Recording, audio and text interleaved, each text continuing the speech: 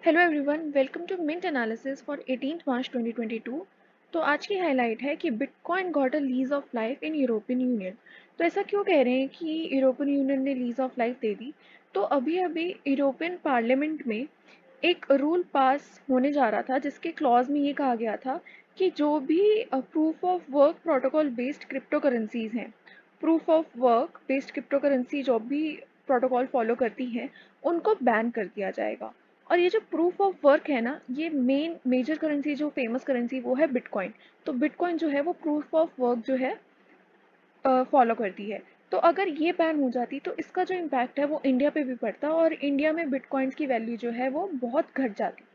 तो अभी तो इस चीज़ को रोक लिया गया है और यूरोपियन पार्लियामेंट ने ये जो है रूल पास नहीं होने दिया है, रिजेक्ट कर दिया गया है इस क्लॉज को, जो कि उठाया गया था by markets in crypto assets legislation. ठीक है, तो इसकी वजह से जो है ये बैन हो जाती बिटकॉइन जैसी करेंसीज, क्रिप्टो करेंसीज। तो इसकी डिटेल में अब आपको थोड़ा बहुत मैं बता देती हूँ उसमें, अदरवाइज इसके लिए मैंने सेपरेट वीडियो बना दी है। तो इसमें है कि बिटकॉइन माइनिंग जो है, जब भी माइन होते हैं कॉइन्स, तो उसमें ना काफ़ी ज़्यादा पार जाती है, तो उससे इन्वायरमेंट को हार्म होता है। तो उससे बचने के लिए जो है ये रूल लेके आया जा रहा था। इसके अलावा एथेरियम भी है जिसमें यही सेम चीज़ जो है की जाती है। तो ये सारी करेंसी जो है अभी तक POW पे चल रही हैं और इससे काफ़ी ज़्यादा इन्वायरमेंट को हार्म हो रहा है, इसलिए ये लेजिस्लेशन लेके आया जा रहा था। और अगर ये आ जाता तो ये सारी करेंसीज जो है इनके पास एक टाइम है, टाइम जो है इनके पास कम हो जाता POS पे शिफ्ट करने के लिए, यानी कि प्रूफ ऑफ स्टेक सिस्टम पे शिफ्ट करने के लिए।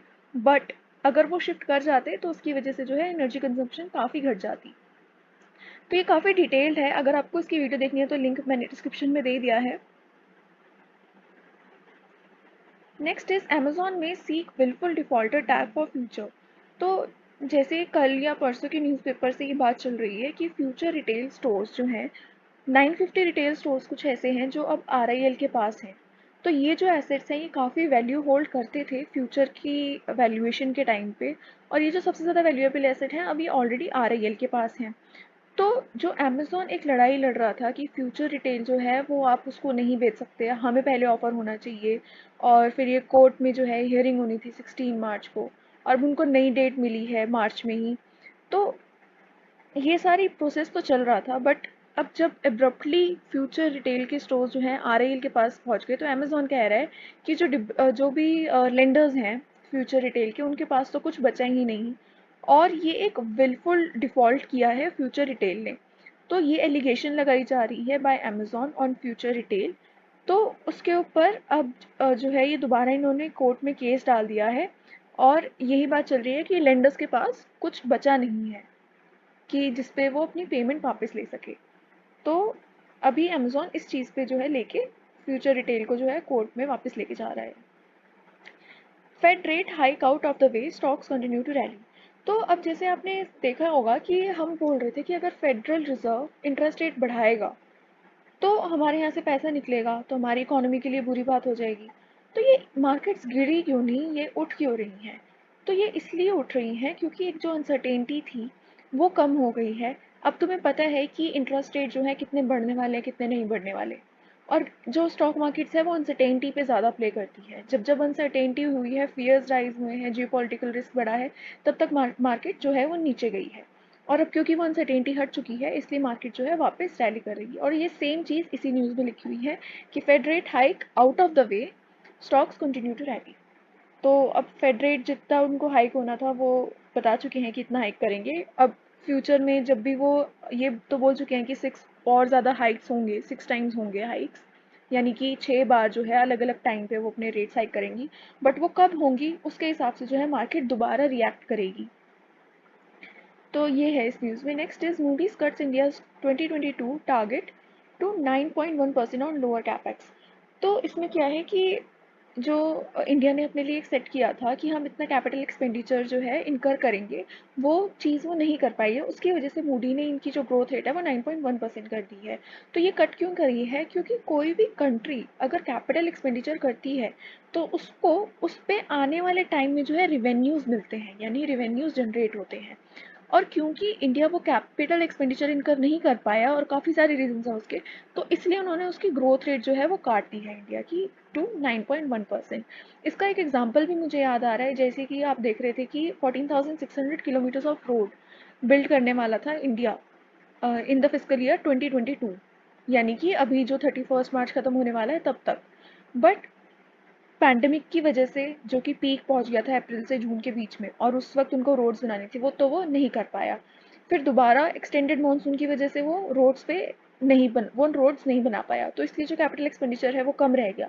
तो ऐसे ऐसे जो और भी ज़्यादा फैक्टर्स हैं, उनकी वजह से कैपिटल एक्सपेंडिचर कम रह गया और मूडी ने जो है ग्रोथ रेट 9.1% कर दिया है।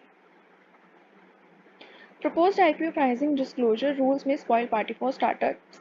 तो ये न्यूज़ पहले भी आई थी कि जो आईपीओज हैं अब उनको काफ़ी सारे डिस्क्लोजर्स करने पड़ेंगे कि वो अपना आईपीओ जो है वो वैल्यू कैसे कर रहे हैं। क्योंकि अगर आईपीओ आता है मार्केट में तो उसमें काफ़ी ज़्यादा फॉरेन इन्वेस्टर्स का पैसा भी लगता है, और अगर बाई चांस बाद में ये बात निकल के आए कि वो आईपीओ करेक्टली वैल्यूड ही नहीं था, तो उसकी वजह से इंडिया की इमेज के ऊपर भी जो है इफेक्ट पड़ता है, और इन्वेस्टर्स की जो पॉकेट्स बर्न होती हैं वो अलग बात। तो उन सारी चीज़ों को बचाने के लिए अब आईपीओ जो भी आने वाले हैं उनको काफ़ी सारे जो है अपनी, जो भी जिस तरीके से भी वो प्राइस कर रहे हैं, जो भी की डिटेल्स वो लेना चाह रहे हैं, की कंपोनेंट्स लेना चाह रहे हैं, वो सब कुछ उनको एक्सप्लेन करना पड़ेगा। और इसकी वजह से आने वाले आईपीओ काफ़ी डरे हुए हैं कि वो कैसे जो है अपना जस्टिफाई करेंगे या नहीं करेंगे। तो वो बात चल रही है। Next is discoms first annual energy audit reports likely by March. तो discoms are basically distributing companies. तो जो भी इलेक्ट्रिसिटी को एक जगह से दूसरी जगह जैसे डिस्ट्रीब्यूट करती है, तो वो सारी जो कंपनीज हैं वो डिस्ट्रीब्यूट करते वक्त काफ़ी उनकी जो एनर्जी है वो बीच में लॉस्ट हो जाती है, तो उसकी वजह से उनको लॉसेस जो हैं उठाने पड़ते हैं। तो गवर्नमेंट प्लान कर रही है to reduce aggregate losses from 21.98% to 10 to 12%। तो वो ये जो परसेंटेज है लॉस का वो कम करने की कोशिश कर रही है। और उसके लिए क्या हो रहा है कि outlining a measure to help meet India's ambitious target to reduce power distribution losses.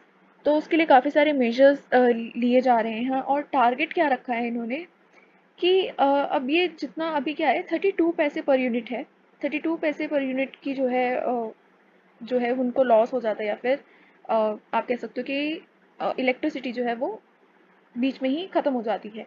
तो उस 32 पर यूनिट को अब ये नील पे लेके आना चाहते हैं बाय मार्च 2025।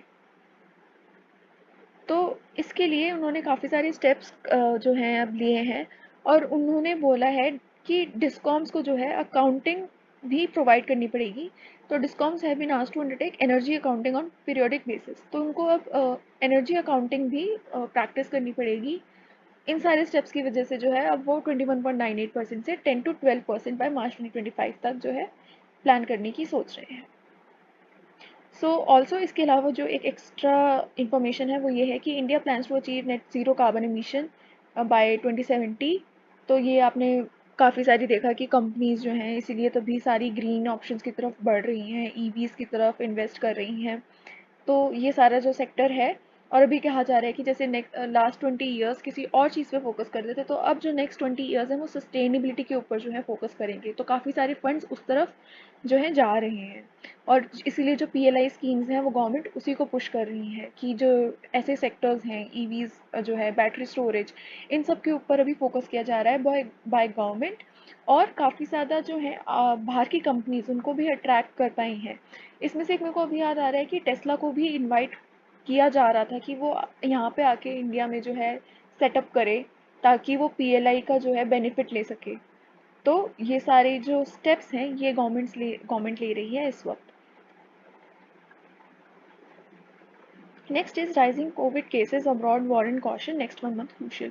तो अब कोविड केसेस काफ़ी कंट्रीज में दोबारा राइज होने शुरू हो गए हैं, और इंडिया के लिए अब जो नेक्स्ट 1 मंथ है वो बहुत ज़्यादा क्रूशियल रहेगा कि कहीं केसेस बढ़ ना जाए। जो कुछ कंट्रीज़ हैं जिनमें ऑलरेडी रिसर्च देखा जा रहा है वो है China, south Korea, Germany, Vietnam and Russia. तो इसलिए अब इंडिया को भी सर्विलेंस जो है वो बढ़ाने की जो है एक दी जा रही है advice. Crude's retreat gives companies bit of a breather.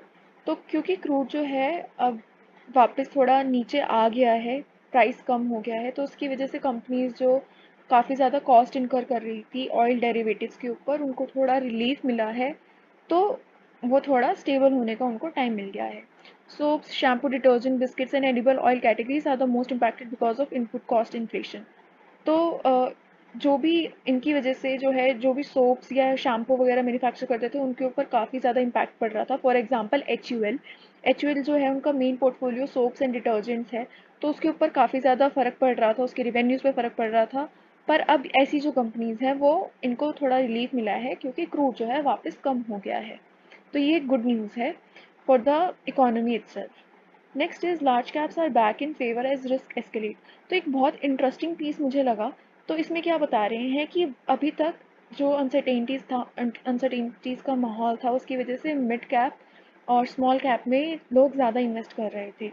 But अब जैसे जैसे रिस्क कम हो रहा है तो वहाँ पे जो रिटर्न्स है ना, एक रिस्क टू रिटर्न का जो ट्रेड ऑफ है वो कम होता हुआ दिखाई दे रहा है, यानी कि आपको रिटर्न थोड़ा कम मिलेगा जितना आप रिस्क ले रहे हो। तो उसकी वजह से अब सारे इन्वेस्टर्स वापस लार्ज कैप में आ रहे हैं। तो इसमें बहुत अच्छे पॉइंट्स दिए हुए हैं कि large caps offer more comfort and higher margin of safety. और अब वो अगर हाई मार्जिन ऑफ सेफ्टी दे रहे हैं, कंफर्ट दे रहे हैं और रिटर्न्स ऑलमोस्ट सेम दे रहे हैं, तो ऑब्वियसली इन्वेस्टर्स उनकी तरफ जो है बढ़ रहे हैं। और ये जो है अब रीजनेबल वैल्यूएशन पे हमें मिल रहे हैं स्टॉक्स, इसलिए भी लार्ज कैप्स की तरफ हम जा रहे हैं। और इनकी जो प्राइसिंग है, प्राइसिंग पावर वो काफ़ी एफिशिएंट हो जाती है। तो अब ये जो हमने इतने सारे रिस्क देखे कि ऑयल का प्राइस बढ़ रहा है तो उसकी वजह से इनको कॉस्ट बढ़ानी पड़ रही है।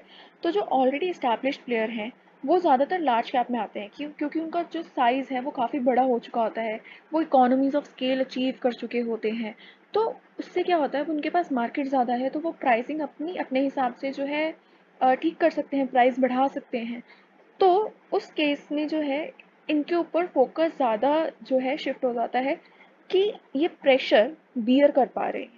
तो जो भी कॉस्ट प्रेशर आ रहे हैं, कॉस्ट पुश इन्फ्लेशन की वजह से जो भी इनके ऊपर प्रेशर आ रहा है वो इसको हैंडल कर पाते हैं, क्योंकि ये प्राइसेस जो हैं वो इंक्रीज कर सकते हैं। तो इसलिए लार्ज कैप्स जो है दोबारा एक फेवरेट स्पॉट बन गया है इन्वेस्टर्स के लिए।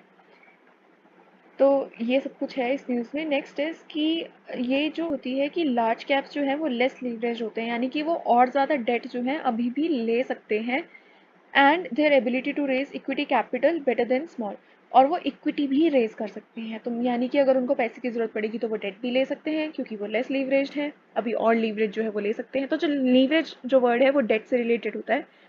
और तो डेट भी ले सकते हैं, इक्विटी भी ले सकते हैं, इसलिए भी ये एक बेटर ऑप्शन बन जाता है इन्वेस्टर्स के लिए। तो अब सारे इन्वेस्टर्स थोड़ा वहाँ पे जो है फोकस कर रहे हैं as compared to mid and small. Fab India eyes ESG funds in IPO without ticking green boxes. तो ईएसजी की बात हम इसलिए करते रहते हैं। So first of all ESG की फुल फॉर्म होती है एनवायरनमेंट, सोशल एंड गवर्नेंस। तो ये जो फंड्स होते हैं, जो ईएसजी कंपनीज होती हैं, तो इनको कुछ मिनिमम जो क्राइटेरिया वगैरह होता है इनको फुलफिल करना होता है। और जो इन्वेस्टर्स होते हैं वो कुछ इन्वेस्टर्स ऐसे होते हैं जो स्पेसिफिकली देखते हैं कि ये ईएसजी कंप्लाई करती है कंपनी या नहीं, और उसके हिसाब से वो अपना फंड, जो अपना पैसा है, वो वहाँ पे डालने की सोचते हैं। तो इन इन्वेस्टर्स को अगर आपको अट्रैक्ट करना है, अगर आपको वो फंड्स चाहिए, तो आपको कुछ अच्छी चीज़ें करनी पड़ती हैं, यानी कि जो भी कंप्लायंस है उसको फॉलो करना पड़ता है। तो वो ईएसजी में थोड़ी बहुत प्रैक्टिसेस आती हैं, तो यहाँ पे सब कुछ तो मेंशन नहीं है बट आपको एक थोड़ा सा आइडिया मिल जाएगा। तो जैसे फैब इंडिया की यहाँ पे बात हो रही है, तो फैब इंडिया में जो उनका सीएफओ हैं, चीफ फाइनेंशियल ऑफिसर, उन्होंने कहा है कि it is a natural fit for global investors focus on ESG, क्योंकि we operate in terms of connecting the artisans, the farmers. तो क्योंकि ये जो है ये फार्मर्स को जो है, फार्मर्स और आर्टिसंस इनको जो है इनको कनेक्ट करते हैं। तो ये एक आप कह सकते हो कि बहुत उनको एक तो काम प्रोवाइड करते हैं और वहीं से जो है सब कुछ सोर्स हो रहा है, ग्राउंड लेवल पे जो फ़ायदा हो रहा है वो उनको भी ट्रांसफ़र हो रहा है। तो इसलिए सोशल चीज़ जो है, जो एक सोशल लाइबिलिटी, सोशल आप कह सकते हो ड्यूटी है एक कंपनी की स्टेक होल्डर्स की तरफ, वो फुलफ़िल होती है। तो यहाँ पे वो फुलफ़िल कर रहा है। इसकी वजह से वो कह रहा है कि हम जो है ईएसजी फंड्स को आई कर रहे हैं विदाउट टिकिंग ग्रीन बॉक्सेस। तो यानी उन्होंने स्पेसिफिकली कुछ नया नहीं किया है कुछ उन सारे चीज़ों को फुलफिल करने के लिए, बट ये एक उनके इनबिल्ट चीज़ है जो वो कर रहे हैं ऑलरेडी। इसके अलावा Fab India sustainable practices include reusing water in its indigo vats and converting plastics into yarn. तो ये एक्स्ट्रा चीज़ें हैं, अदरवाइज मेन जो है वो इस चीज़ के ऊपर लेके कह रहे हैं कि हम ESG फंड्स को आय कर रहे हैं। RIL arm Ola Wings SOPs under ACC PLI scheme. तो प्रोडक्शन लिंक्ड इंसेंटिव्स जो है ये जो गवर्नमेंट दे रही थी, अब इनकी PLI स्कीम जो है चल रही थी एक बैटरी स्टोरेज कैपेसिटी के ऊपर। तो ACC की फुल फॉर्म है एडवांस्ड केमिस्ट्री सेल्स, जो कि मे बी बैटरी स्टोरेज में यूज़ होती हो, तो उसकी साइंस मुझे उसके पीछे नहीं पता। बट इन्होंने जो है RIL और ओला ने ये बैटरी स्टोरेज कैपेसिटी जो है उसको बिल्ड करने के लिए ये PLI स्कीम जो है वो इन्होंने एक तरीके से आप बोल सकते हो कि विन कर ली है। और अब इनको रिलायंस न्यू सोलर को और राजेश एक्सपोर्ट्स को जो है बेनिफिट मिलेगा 5 गीगावाट पर आवर ईच, और Hyundai को 20 गीगावाट आवर और ओला को भी इतना ही। तो इन सारी कंपनीज को जो है वो बेनिफिट हो रहा है बैटरी स्टोरेज कैपेसिटी बिल्ड करने पे। और ये बैटरी स्टोरेज कैपेसिटी शायद इसलिए भी ज़्यादा हो रहा है क्योंकि जैसे जैसे EVs आएंगी तो उनको शायद इस चीज़ की ज़रूरत पड़ेगी, तो इसलिए सारी फर्म्स जो है उनको मैन्युफैक्चर करने में लगी हुई हैं। News channel wars resume as BARC restarts ratings. तो ये कुछ 18 महीने पहले BARC को बोला गया था कि आप जो है ठीक नहीं कर रहे हो, इसकी वजह से काफ़ी ज़्यादा बायसनेस आ जाती है, तो उनको रेटिंग देने को बंद कर दिया गया था। तो BARC क्या करती थी, न्यूज़ चैनल्स को रेटिंग देती थी अलग अलग चीज़ों पे। तो अब उन्होंने ये 18 मंथ्स बाद जो है वापस रिज्यूम कर दिया है। और उसकी वजह से क्या हो रहा है कि जो बैटल थी बिटवीन द न्यूज़ चैनल की हम ज़्यादा अच्छा प्रोवाइड करते हैं कंटेंट, वो दोबारा उन्होंने मैनिपुलेट करना जो है शुरू कर दिया है। तो वो अपने अपने हिसाब से बताएंगे कि देखो हमारा न्यूज़ चैनल बेटर है क्योंकि हमारे पास डेटा में भी हमें ये अब एक तरीके से रिपोर्ट मिल गई है कि हमारी जो व्यूअरशिप अच्छी है या फिर हमारा कंटेंट अच्छा है। तो उस तरीके से दोबारा मैनिपुलेशन शुरू हो चुकी है। So next news is Apple hold on App Store to face challenge from New Europe law। तो जो नया लॉ यहाँ पे बात की जा रही है वो क्या है और एप्पल ने पास्ट में ऐसा क्या किया है कि जिसकी वजह से इस लॉ का उस पर इफेक्ट पड़ेगा, वो देखते हैं। तो पहले एप्पल के ऊपर एक जो है अक्यूजेशन लगाया जाता था कि ये कंपटीशन जो है हर्ट करता है, क्योंकि ये फोर्स करता है जो भी ऐप डेवलपर्स होते हैं। तो अगर आप कोई ऐप बनाते हो और वो आप लेके आना चाहते हो, किसी भी आईफोन यूज़र को एक प्रोवाइड करना चाहते हो, तो एप्पल उनको फोर्स करता था कि आप हमारे स्टोर पे ही उसको डालोगे तभी आप कर पाओगे, और पेमेंट टूल भी आपको हमारा ही यूज़ करना पड़ेगा। तो critics accuse Apple of hurting competition by forcing app developers to use its store and payment tools। और उससे उसको क्या फ़ायदा होता था कि उसको 30% कमीशन मिलती थी इन ऐप परचेजेस पे। तो ये वो चीज़ प्रैक्टिस करता था और उसके लिए उन्होंने क्या इतना एक्सक्यूज़ दिया था कि अगर वो कहीं और से अलाउ कर देंगे तो जो उनका आईफोन एक्सपीरियंस है वो घट जाएगा, सिक्योरिटी इश्यूज जो हैं वो बढ़ जाएंगे, इसलिए वो यूज़र्स के साथ ऐसा कर रहा है। बट अब एक लॉ पास हुआ है जिसमें उसने बोला है कि अब एप्पल को अलाउ करना पड़ेगा किसी भी सॉफ्टवेयर को डाउनलोड करने देना, किसी भी ऐप को डाउनलोड करने देना आउटसाइड ये जो भी ये ऐप स्टोर अभी तक यूज़ करता था। तो अब वो ऐप स्टोर ज़रूरी नहीं है कि वही यूज़ करे कंज्यूमर, अगर उनको कोई ऐप डाउनलोड करनी है उसके बाहर से भी वो किसी और सॉफ्टवेयर से जो है वो डाउनलोड कर सकते हैं। तो ये जो कैश जनरेटिंग ऐप स्टोर है, अब वो उन्होंने बोला है कि आप ये फोर्स नहीं कर सकते कंज्यूमर किसी भी कस्टमर को, और आपको दूसरा चैनल जो है वो अलाउ करना पड़ेगा। तो इससे जो है उनकी काफ़ी जो कमीशन वो अभी तक कमा रहे थे वो भी कम हो जाएगी, और लेकिन एक फेयर चीज़ जो है फेयर चीज़ इस्टेब्लिश हो जाएगी for the customers as well as for the app developers। Bank of England hikes rate to 0.75%, stay soft on future. तो बैंक ऑफ इंग्लैंड वो अगला बैंक है जिन्होंने अपने रेट्स जो हैं हाइक कर दिए हैं बाई 0.75%, और ये सारे बैंक्स इसलिए ऐसा कर रहे हैं क्योंकि वो लिक्विडिटी जो है वो सब करना चाहते हैं फ्रॉम दी मार्केट से लिक्विडिटी कम करना चाहते हैं ताकि इन्फ्लेशन भी कंट्रोल में रहे। और ये क्या है, ये इकोनॉमी का जो है एक सेकेंड स्टेप होता है जब भी वो कोई पैंडमिक या क्राइसिस जो है फेस करते हैं कि लिक्विडिटी जो है कम करना। पहले स्टेप में वो लिक्विडिटी देते हैं, स्टिमुलस देते हैं, सेकंड में वो लिक्विडिटी कम करते हैं, और थर्ड स्टेप में वो जो है अपने रिजर्व जो है वापस बिल्ड करना शुरू करते हैं, टैक्सेस बढ़ाना शुरू करते हैं। इसकी वीडियो भी जो मैंने ऑलरेडी बना दी है 3 स्टेजेस ऑफ इकोनॉमी, तो वो भी आप देख सकते हैं डिस्क्रिप्शन में से।